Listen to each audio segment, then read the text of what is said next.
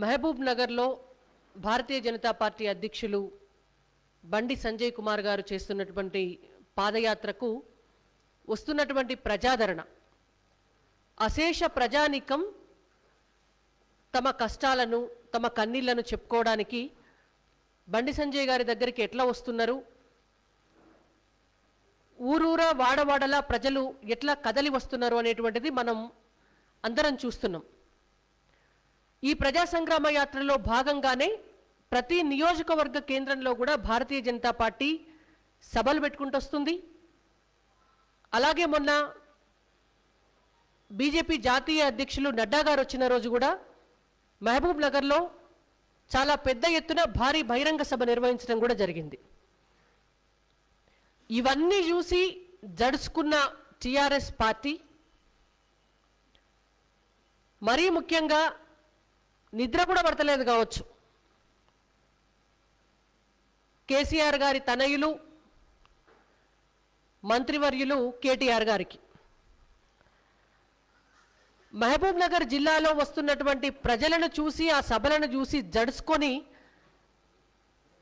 ఏం చేయాలో అర్థం కాక హుటాహుటిన పరుగుబెట్టి మొన్న నారాయణపేటకు పోయిండ్రు.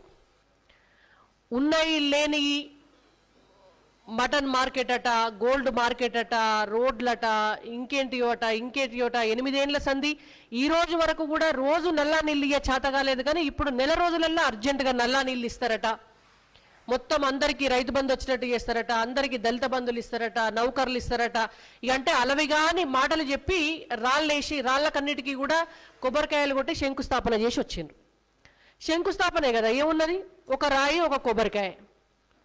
అధికార పార్టీ జనాలకు పైసలు ఇస్తే జనాలు రాబట్టిరి, మీరు మాట్లాడేది టీవీలో టెలికాస్ట్ చేయబట్టి. ఎంత భయం అంటే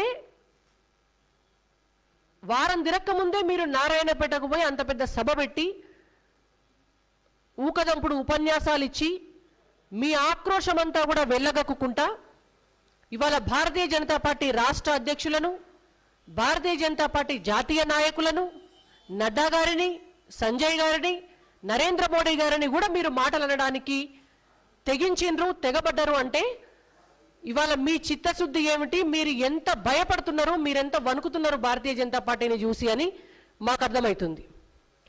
మీరు వట్టిగా భయపడి మీరు వణికిపోతే మాకేం అభ్యంతరం లేదు. మీరు రేపు పొద్దుగాల తట్టాబుట్ట చదువుకొని పోయేటోళ్ళు కాబట్టి డెఫినెట్గా మీరు ప్రజలకు భయపడాల్సిందే, ప్రతిపక్షాలకు భయపడాల్సిందే.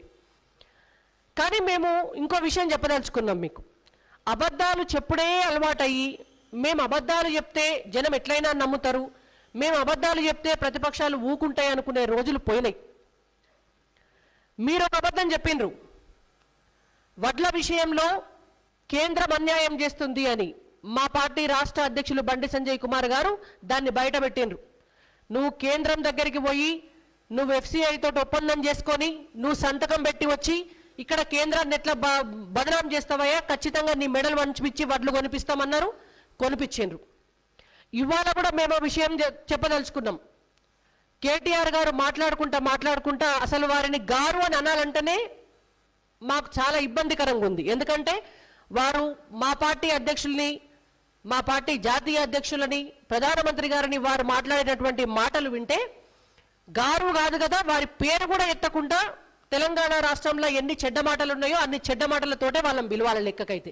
కానీ ఇంకా మేమంత సంస్కారం కోల్పోలే, ఇంకా మాకు ఓపిక ఉంది. మా ఓపికను పరీక్షించకండి.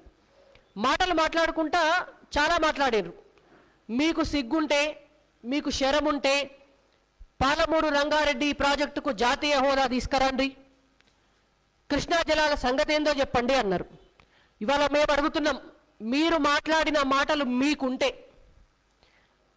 ఈ రాష్ట్ర ముఖ్యమంత్రి కేసీఆర్ గారు, గతంలో నీటిపారుదల శాఖ మంత్రిగా ఉన్నటువంటి హరీష్ రావు గారు మీరెందుకు KRMB దగ్గరికి పోయి కృష్ణా జలాల విషయంలో తెలంగాణ ఆంధ్ర వాటాలు డిక్లేర్ చేసే సమయంలో 34% వాటాకు అంగీకరించి సంతకం పెట్టొచ్చిండ్రు అని మేము అడుగుతున్నాం. దానికి సమాధానం చెప్పండి. ఇవాళ ఆంధ్రప్రదేశ్ నుంచి తెలంగాణ విడిపోయిన తర్వాత తెలంగాణ రాష్ట్రానికి బరాబర్ 50% నీటి వాటా రావాలి. మరి ఏం గడ్డి మీకినవా 8 ఏళ్ల సంధి? ఎందుకు సంతకాలు పెట్టొస్తున్నావు? ఇవాళ ప్రతి సంవత్సరం జూన్ నుంచి జూలై దాకా, జూలై 31 నుంచి మళ్ళొచ్చే సంవత్సరం దాకా మీకు వాటర్ ఇయర్ ఉంటుంది. ప్రతి సంవత్సరం మిమ్మల్ని పిలుస్తుంది కదా కృష్ణా రివర్ బోర్డు, ఆడికి పోతున్నారు కదా. ఈ 7 సంవత్సరాలుగా తెలంగాణ రాష్ట్ర ప్రభుత్వం తెలంగాణ ప్రజల్ని మోసం చేస్తూ, తెలంగాణ రైతుల్ని మోసం చేస్తూ, దక్షిణ తెలంగాణను ఎండబెడుతూ, దక్షిణ తెలంగాణ రైతులను ఏమారుస్తూ, కేంద్రాన్ని నిందిస్తూ, వీళ్ళు మాయమాటలు చెప్పుకుంటా కేఆర్ఎంబి దగ్గరికి పోయి సంతకాలు పెట్టొస్తున్నారు. మేం చెప్తున్నాం, నిన్న మా పార్టీ అధ్యక్షులు బండి సంజయ్ గారు చెప్పినారు, ఇవాళ మేం చెప్తున్నాం. ఈ 7 సంవత్సరాలుగా ముఖ్యమంత్రి కేసీఆర్ గారు తెలంగాణ రాష్ట్ర ప్రభుత్వం తరపున 34% వాటాకే అంగీకరించి పెట్టొచ్చిన సంతకాలు పెట్టొచ్చిన పేపర్లు మేము చూపిస్తాం బాజాప్తా. ఎక్కడికి వస్తారో అక్కడికి రండి, మేము బయట పెడతాం ఆ పేపర్లు. ఏం లాలూచి చేస్తున్నారు మీరు? పోయిన సంవత్సరం పోతిరెడ్డిపాడు దగ్గర, శ్రీశైలం కింద పోతిరెడ్డి ప్రాజెక్టు దగ్గర, సంగమేశ్వర దగ్గర అక్కడ పొక్క చేసి నీళ్లు తీసుకుపోవడానికి 203 జీవో జగన్మోహన్ రెడ్డి గారు తెస్తే ఈయన ఇంట్లో ఫామ్ హౌస్లో అంటే ఆనాడు బయటపెట్టింది ఎవరు? భారతీయ జనతా పార్టీ అధ్యక్షులు బండి సంజయ్ గారు 5 లేఖలు రాసిండ్రు కేంద్రానికి.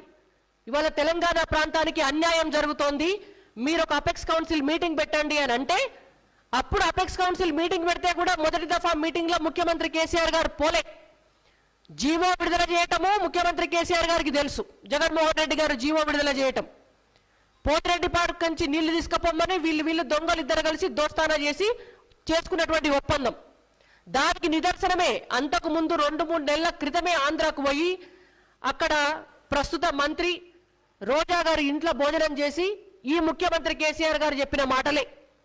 రాయలసీమను నేను రతనాలసీమ చేస్తా, కృష్ణా జలాలను రాయలసీమకు ధరలిస్తా, మీరంతా చల్లగుండాలే, నేను ఇక్కడ దేవుని లెక్కుంటా అంటే ఆమె పాపం ఏమంటే గులాబీ పూలతోటి పూల వర్షం కురిపించి మొత్తం పూలవాకి లేపించి తీసుకుపోయి ఆయనకు రాగి సంకటి, ఆయనకు మటన్ కూర, ఆయనకు నాటుకోడి కూర ఇవన్నీ పెట్టి పంపించింది. ఇవాళ వెనకడికి ఎవడో అంటాడు, అమ్మ కన్నం పెట్టినోడట చిన్నమ్మకు గాజులు చేయించిండట. ఇవాళ తెలంగాణ రాష్ట్రంలో కృష్ణా పరివాహక ప్రాంతంలో ఉన్నటువంటి రైతులను మోసం చేసుకుంటా, ఇవాళ కృష్ణా పరివాహక ప్రాంతంలో తెలంగాణలో ఉన్నటువంటి భూములన్నింటినీ కూడా బీళ్లు చేసుకుంటా రాయలసీమను రతనాలసీమ చేస్తావు. అట్లా చేసుకుంటేనే పోతిరెడ్డిపాడు విషయంలో 203 జీవో జగన్మోహన్ రెడ్డి తెస్తే ఇంట్లో పన్నావు. తెలంగాణ రాకముందు ఏం చెప్పినావు కేసీఆర్ గారు? మీరు ఏం చెప్పిండ్రు? పోతిరెడ్డిపాడు కాడ పొక్క పెడితే నా కొడుక నేను వచ్చి అడ్డం పండుకుంటా అక్కడ అన్నారు. మరి ఎందుకో పంటలేరు? ఆడేమన్నా మంచం కావాలో చెప్పండి, మేము తీసుకొచ్చిస్తాం. పోతిరెడ్డి కాడ పండుకొని ఆపండి. అవతలోడు జీవో ఇష్యూ చేస్తాడు, అవతలోడు టెండర్లు ఇష్యూ చేస్తాడు, అవతలోడు పని మొదలు పెట్టుకునేదాకా నువ్వు గదవు. అటెంకా అపెక్స్ కౌన్సిల్ మీటింగ్ పెడితే దీన్నంతా పక్కదారి పట్టించి జగన్మోహన్ రెడ్డిని ఒక్క మాట అనకుండా మాకు సగం నీళ్లు కావాలి, కృష్ణాలో మాకు 50-50 నీళ్లు కావాలి అని మాటలు మాట్లాడడం మొదలుపెట్టినావు. ఇవాళ మేము అడుగుతున్నాం, నీకు చిత్తశుద్ధి ఉంటే నువ్వు డిమాండ్ చేసిన తర్వాత కూడా నువ్వెందుకు 34%కు ఒప్పుకొని సంతకం పెట్టి వచ్చినావు? మాకు సమాధానం కావాలి. మొదటి అంశం. రెండోది, సరే దీంట్లో ఇంకొక విషయం కూడా చెప్పాలా. కృష్ణా బోర్డు దగ్గరికి పోయిన తర్వాత వీళ్ళు మాట్లాడితే రీసెంట్గా కూడా కృష్ణా బోర్డు ఒక మాట అడిగింది, నీకు ఇచ్చినటువంటి 34%లా 811లా 299 టీఎంసీల నీటినే నువ్వు వాడతలేవు, వాడనప్పుడు నీకు 50% ఎందుకు అని వాళ్ళు అడిగిండ్రు. మీ దగ్గర సమాధానం ఉన్నదా? 8 సంవత్సరాలైంది తెలంగాణ రాష్ట్రం వచ్చి.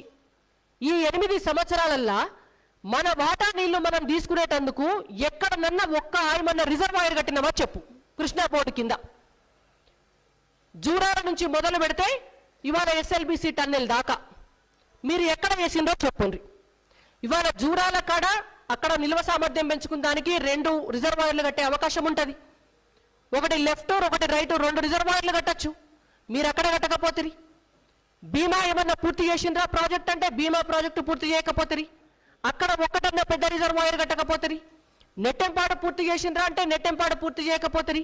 అక్కడ ఒక రిజర్వాయర్ కట్టకపోతుంది. కల్వకుర్తి ఎత్తిపోతల పథకం పూర్తి చేసిండ్రా అంటే అది పూర్తి చేయకపోతుంది. అక్కడ ఒక రిజర్వాయర్ కట్టకపోతుంది. గట్టు మండలానికి ఎడమ పక్క గోదావరి, కుడి పక్క కృష్ణ ఉంటుంది. గట్టు మండలానికి సిగ్గుపోతుంది. ఇవాళ మీకు సిగ్గుందా, మీకు శరం ఉందా అని పక్క పార్టీలను అడుగుడు కాదు. మీకు సిగ్గుంటే, మీకు శరం ఉంటే, ఓ పక్క గోదావరి, ఓ పక్క కృష్ణ పోతా అంటే ఒక్క మండలానికి నీళ్ళు ఇచ్చడానికి శంకుస్థాపన చేసి వచ్చిండ్రు. ఈ రోజు వరకు గట్టు మీదనే ఉన్నది, శంకుస్థాపన చేసిన రాయి ఏడుస్తుంది కానీ ఒక పెళ్ళ కదలలే. ఏం సమాధానం చెప్తారు ముఖ్యమంత్రి గారు? మీరు నీళ్లు తీసుకున్న దానికి ఏం చేసినావు నువ్వు? ఇవాళ 69 జీవో ఇష్యూ ఎంత తలుసుకుంటే 6 నెలల్లో అయిపోయే పని. 69 జీవో తెలంగాణ రాకముందు వచ్చింది.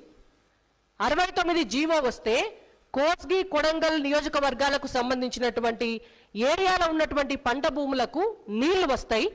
డైరెక్ట్గా జూరాల నుంచి లిఫ్ట్ చేసి నీళ్లు తీసుకోవచ్చు అక్కడికి. దాన్ని చేయకుండా దాన్ని తీసుకొచ్చి పాలమూరు రంగారెడ్డిలో కలుపుతీవి. నువ్వు నా 69 జీవో పెట్టి అది చేయకపోతేవి, పాలమూరు రంగారెడ్డి ఇది మొదలు పెట్టకపోతేవి. హాయ్ ఫ్రెండ్స్, మా టుడే టుమారో యూట్యూబ్ ఛానల్ చూస్తున్నందుకు చాలా థ్యాంక్స్. మరిన్ని లేటెస్ట్ వీడియోస్ కోసం వెంటనే సబ్స్క్రైబ్ చేయండి.